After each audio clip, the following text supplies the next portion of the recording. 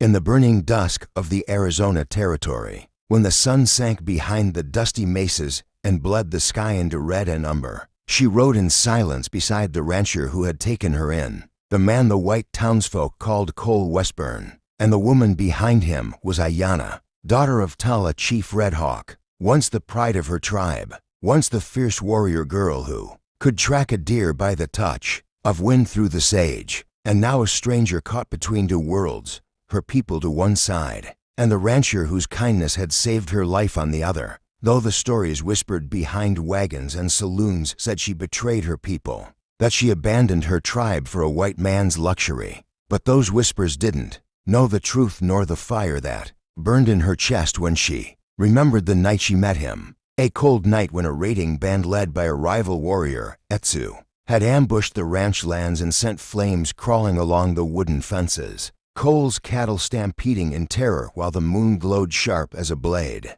And she was there not as their enemy, but as a scout trying to prevent bloodshed, desperate to stop Etsu before he crossed a line that would collapse the fragile peace her tribe had barely negotiated. And yet it was too late, gunshots cracking, horses screaming, and she found Cole pinned beneath a shattered beam while fire licked along the barn roof, and she pulled him out with hands blistering, ignoring the bullets that hissed through the heat, dragging him into the open desert, her hair spinning in the wind like black ribbons while sparks chased behind them. And that was when Cole first saw her, not as an Apache warrior but as a soul who refused to watch another living thing die. So when he woke days later in his ranch house, he found Aiyana sitting by the window, hand-wrapped, eyes tired, and when he whispered why, she didn't answer, but looked at him with a fierce gentleness and said, "Because burning you won't unburn the land we both share." And that was the beginning of a bond neither tribe nor white town could understand, the beginning of a storm that would tear lives apart. For as Cole recovered, rumors spread, some vile, some fearful, that the Apache girl had stayed in the house of a rancher and surely seduced him, or worse, planned betrayal, and her own tribe dared not speak her name, for the elders considered her return a stain upon the honor of her blood. And Chief Red Hawk, though he was her father, said nothing, his silence heavier than the desert night. But Aiyana kept working on the ranch, teaching Cole to read trail signs and wind patterns, while he taught her how to mend fences, saddle horses, keep books, and together they rebuilt the barn, plank by plank, sweat by sweat, until dawns became habit and silence became comfort. Yet the world beyond their fences rotated like a vulture above carrion, hungry for the moment to strike. And strike it did when Etsu returned, not in smoke and flame, but in whispers and dark deals with the sheriff of the nearby town of Mesquite Hollow,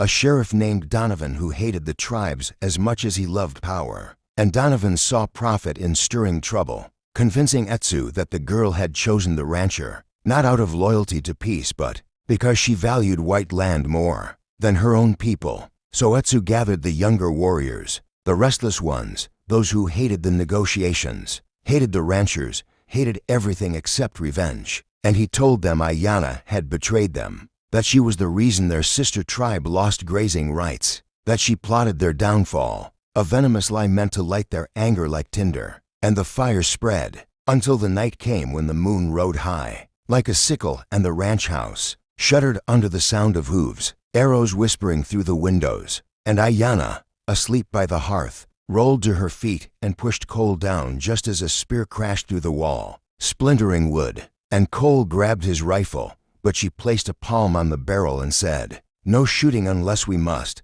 because though the attackers were her own people, though they spat curses and wore cries into the wind, she refused to slaughter them in panic, rushing outside instead, raising both hands in a desperate plea, shouting in their tongue to stop, that she had not abandoned them, that she was trying to keep the peace that would spare their children from the white town's guns. But the wind swallowed her words, and Etsu rode to the front, his face painted crimson like a spirit of vengeance, spear gleaming in the firelight. And he spat, "You chose the rancher over your tribe," and his eyes narrowed as though nothing she could say would ever mend the rift he felt between them. And Cole stood behind her with a shotgun leveled at the riders, though she whispered for him not to shoot. And for a moment it seemed Etsu would throw his spear into her chest, right there in the dust. But then the thunder cracked, A gunshot not from Cole, not from her, but from the ridge overlooking the ranch where Sheriff Donovan lurked like a spider fat from weaving webs of war, and the bullet struck a rider in the shoulder,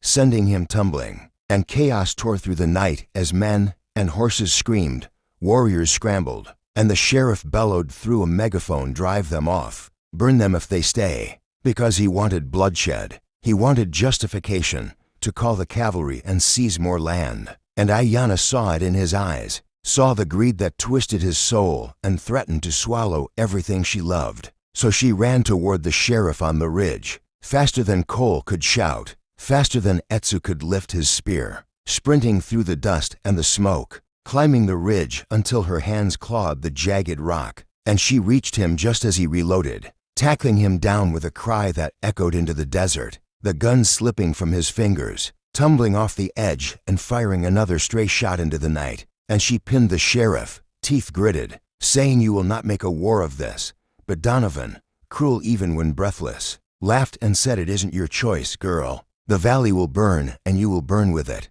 And his words were the spark that ignited the fire inside her, the rage she had always held back, the warrior she had tried so hard to bury. And she struck him once, twice, until his nose burst with blood, and his voice broke into a cough. But as she raised her fist again, she saw Cole reaching her, hands trembling, shouting enough, because he saw the line she was about to cross, the line between survival and vengeance. And she froze, breathing hard, then stood and pointed, down at the chaos in the ranch yard where Etsu and his warriors clashed with Cole's ranch hands, where the injured lay bleeding. And she said through clenched teeth, "I will stop this." And she descended the ridge like a storm, descending the mountains, climbed onto her horse with dust swirling around her, and rode straight into the fray, shouting her people's words, commanding them to stop, invoking the sacred right of challenge, something only a chieftain's blood could use, a warrior, ritual older than the white men's, rails and guns, a ritual that demanded silence. And even Etsu was forced to halt, spear shaking, eyes burning, and Aiyana dismounted slowly, approaching him and the angry circle of warriors as if every step could shatter the fragile moment. And she told them the truth, that if they wished to spill blood, they would spill hers first, that if they believed she had betrayed the tribe, then they must take her life by trial, rather than slaughter innocent ranch hands. And the young warriors hesitated, but Etsu, hungry for power, took the challenge, stepping forward, spear raised, and Cole cried out to her not to do it, but she looked over her shoulder, saw the fear in his eyes, and whispered, "I must," because she knew this was the only path left, the only chance to avert the war Donovan craved. So the circle formed and the ritual began, a duel of honor beneath the fading embers of fire and the rising lantern light of the horizon. And Etsu lunged, spear thrusting like a striking viper,